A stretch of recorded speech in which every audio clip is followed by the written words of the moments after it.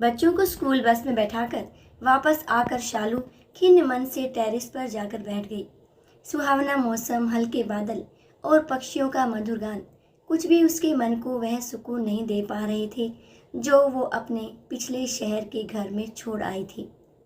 शालू की इधर उधर दौड़ती सरसरी नजरें थोड़ी दूर एक पेड़ की ओट में खड़ी बुढ़िया पर ठहर गई।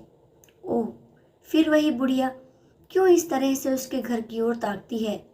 शालू की उदासी बेचैनी में तब्दील हो गई। मन में शंकाएं पनपने लगी। इससे पहले भी शालू उस बुढ़िया को 3-4 बार नोटिस कर चुकी थी। 2 महीने हो गए थे शालू को पूना से गुड़गांव शिफ्ट हुए, मगर अभी तक एडजस्ट नहीं हो पाई थी। पति सुधीर का बड़े ही शॉर्ट नोटिस पर तबादला हुआ था। वो तो आते ही अपने काम और ऑफिशियल टूर में व्यस्त हो गए। छोटी शैली का तो पहली क्लास में आराम से एडमिशन हो गया, मगर सोनू को बड़ी मुश्किल से 5वीं क्लास के मिड सेशन में एडमिशन मिला। वे दोनों भी धीरे धीरे रूटीन में आ रहे थे, लेकिन शालू उसकी स्थिति तो जड़ से उखाड़ कर दूसरी जमीन पर रोपे गए उस पेड़ जैसी हो गई थी जो अभी भी नई जमीन नहीं पकड़ पा रहा था। सब कुछ कितना सुव्यवस्थित चल रहा था पूना में। उसकी अच्छी जॉब थी, घर संभालने के लिए अच्छी मेड थी, जिसके भरोसे वह घर और रसोई छोड़कर सुकून से ऑफिस चली जाती थी। घर के पास ही बच्चों के लिए एक अच्छा सा डे केयर भी था। स्कूल के बाद दोनों बच्चे शाम को उसके ऑफिस से लौटने तक वहीं रहते। लाइफ बिल्कुल सेट थी, मगर सुधीर के एक तबादले की वजह से सब गड़बड़ हो गया। यहाँ न आसपास कोई अच्छा डे केयर मिला और न ही कोई भरोसे लायक मेड ही मिल रही थी। उसका करियर तो चौपट ही समझो, और इतनी टेंशन के बीच ये विचित्र बुढ़िया कहीं छुपकर घर की टोह तो नहीं ले रही। वैसे भी इस इलाके में चोरी और फिरौती के लिए बच्चों का अपहरण कोई नई बात नहीं है। सोचते सोचते शालू परेशान हो उठी। 2 दिन बाद सुधीर टूर से वापस आए तो शालू ने उस बुढ़िया के बारे में बताया। सुधीर को भी कुछ चिंता हुई। ठीक है, अगली बार कुछ ऐसा हो तो वॉचमैन को बोलना, वो उसका ध्यान रखेगा, वरना फिर देखते हैं, पुलिस कंप्लेन कर सकते हैं। कुछ दिन ऐसे ही गुजर गए। शालू का घर को दोबारा ढर्रे पर लाकर नौकरी करने का संघर्ष जारी था, पर इससे बाहर आने की कोई सूरत नजर नहीं आ रही थी। एक दिन सुबह शालू ने टेरेस से देखा, वॉचमैन उस बुढ़िया के साथ उनके मेन गेट पर आया हुआ है। सुधीर उससे कुछ बात कर रहे थे। पास से देखने पर उस बुढ़िया की सूरत कुछ जानी पहचानी सी लग रही थी। शालू को लगा उसने यह चेहरा कहीं और भी देखा है, मगर कुछ याद नहीं आ रहा था। बात करके सुधीर घर के अंदर आ गए और वह बुढ़िया मेन गेट पर ही खड़ी रही। अरे, ये तो वही बुढ़िया है जिसके बारे में मैंने आपको बताया था। ये यहाँ क्यों आई है? शालू ने चिंतित स्वर में सुधीर से पूछा। बताऊंगा तो आश्चर्यचकित रह जाओगी। जैसा तुम उसके बारे में सोच रही थी वैसा कुछ भी नहीं है। जानती हो वो कौन है? शालू का विस्मित चेहरा आगे की बात सुनने को बेकरार था। वो इस घर की पुरानी मालकिन है। क्या? मगर ये घर तो हमने मिस्टर शांतनु से खरीदा है।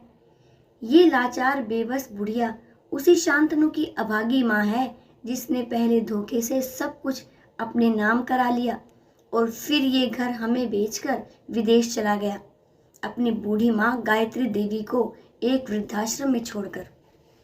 छी, कितना कमीना इंसान है। देखने में तो बड़ा शरीफ लग रहा था। सुधीर का चेहरा वितृष्णा से भर उठा। वहीं शालू याददाश्त पर कुछ जोर डाल रही थी। हाँ, याद आया। स्टोर रूम की सफाई करते हुए इस घर की पुरानी नेम प्लेट दिखी थी। उस पर गायत्री निवास लिखा था। वहीं एक राजसी ठाठ बाट वाली महिला की एक पुरानी फोटो भी थी। उसका चेहरा ही इस बुढ़िया से मिलता था। तभी मुझे लगा था कि इसे कहीं देखा है, मगर अब ये यहाँ क्यों आई है? क्या घर वापस लेने? पर हमने तो इसे पूरी कीमत देकर खरीदा है। शालू चिंतित हो उठी। नहीं नहीं, आज इनके पति की पहली बरसी है। ये उस कमरे में दिया जलाकर प्रार्थना करना चाहती है जहां उन्होंने अंतिम सांस ली थी। इससे क्या होगा? मुझे तो इन बातों में कोई विश्वास नहीं। तुम्हें ना सही, उन्हें तो है। और अगर हमारी हाँ से उन्हें थोड़ी सी खुशी मिल जाती है तो हमारा क्या घट जाएगा? ठीक है, आप उन्हें बुला लीजिए। अनमने मन से ही सही, मगर शालू ने हाँ कर दी।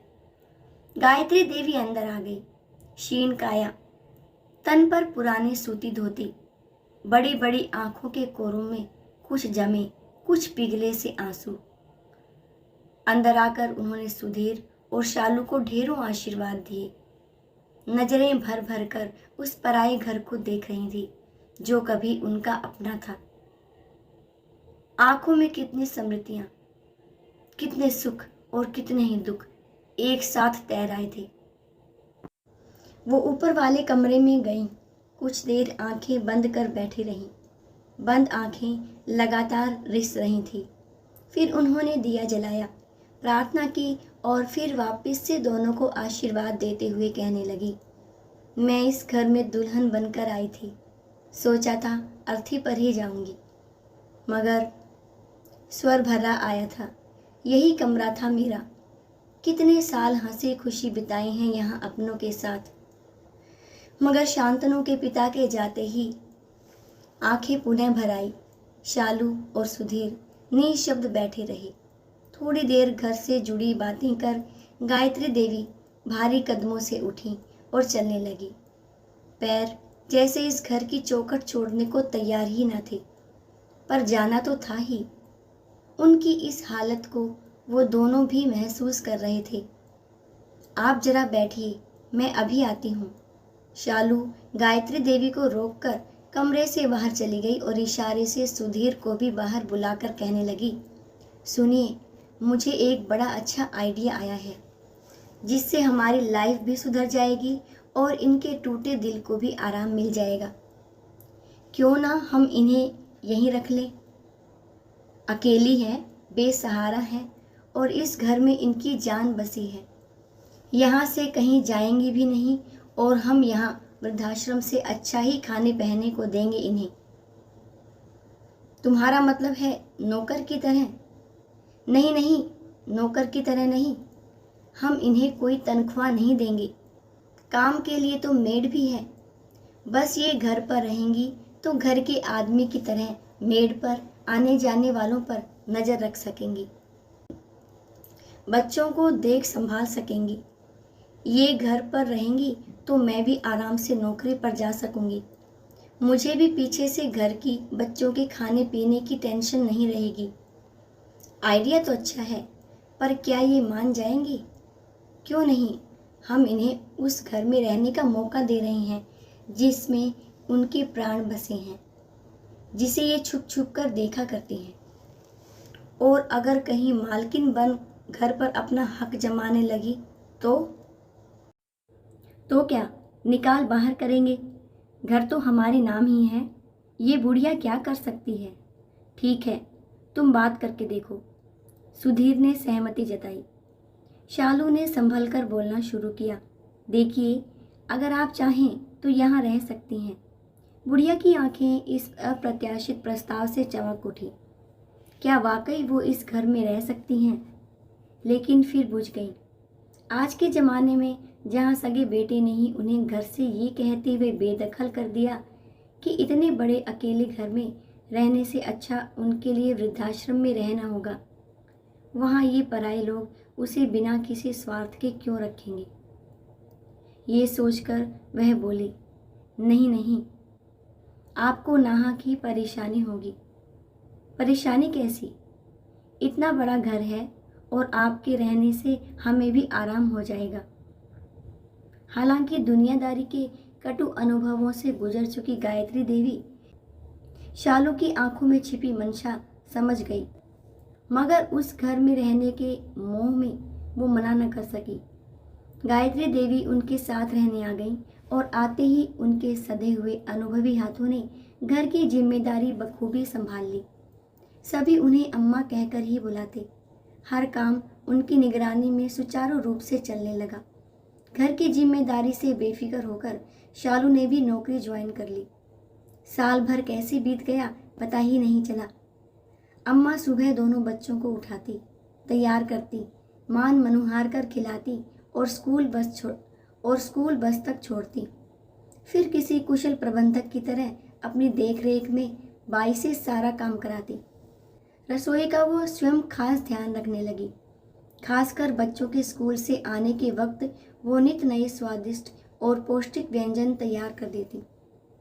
शालू भी हैरान थी कि जो बच्चे चिप्स और पिज्ज़ा के अलावा कुछ भी मन से ना खाते थे, वे उनके बनाए व्यंजन खुशी खुशी खाने लगे थे।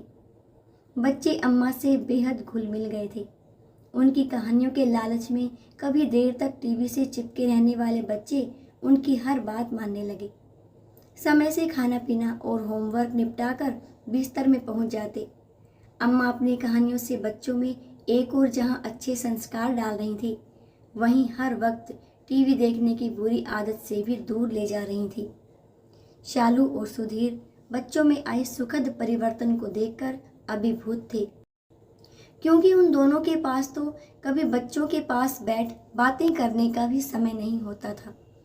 पहली बार शालू ने महसूस किया कि घर में किसी बड़े बुजुर्ग की उपस्थिति, नानी दादी का प्यार बच्चों पर कितना सकारात्मक प्रभाव डालता है।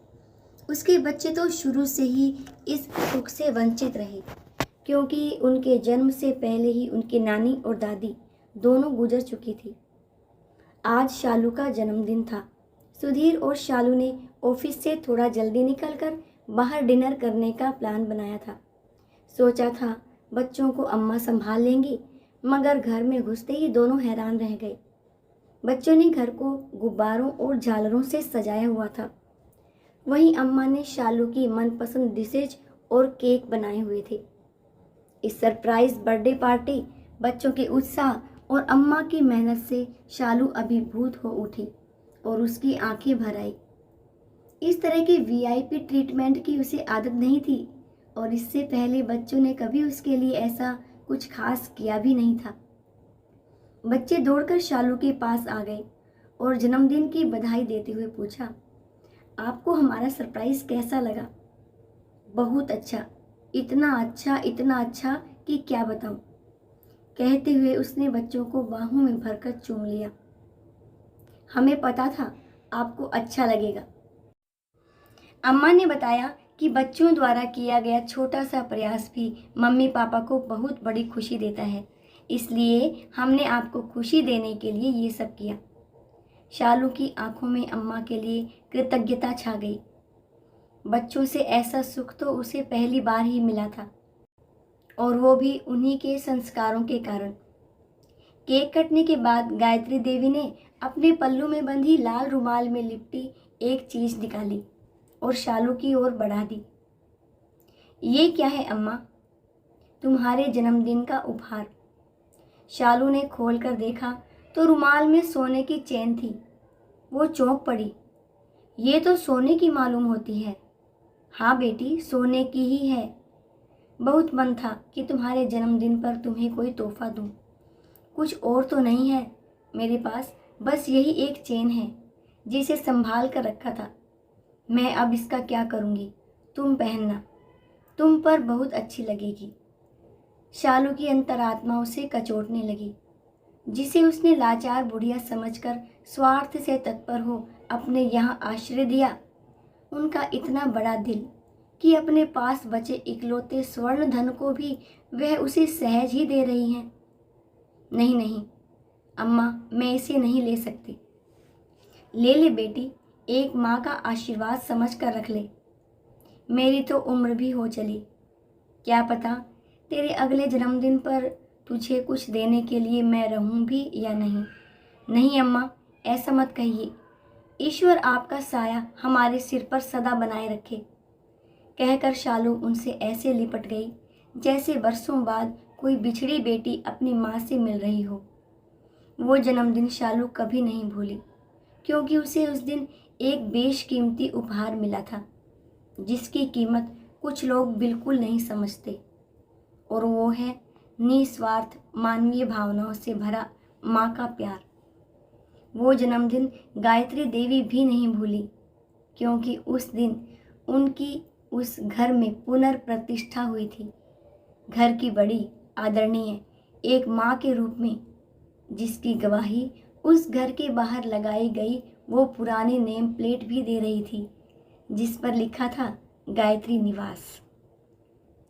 दोस्तों, यदि आपकी आंखें इस कहानी को पढ़कर थोड़ी सी भी नम हुई हों, तो अकेले में 2 मिनट चिंतन करें कि पाश्चात्य संस्कृति की होड़ में हम अपनी मूल संस्कृति को भुला चुके हैं।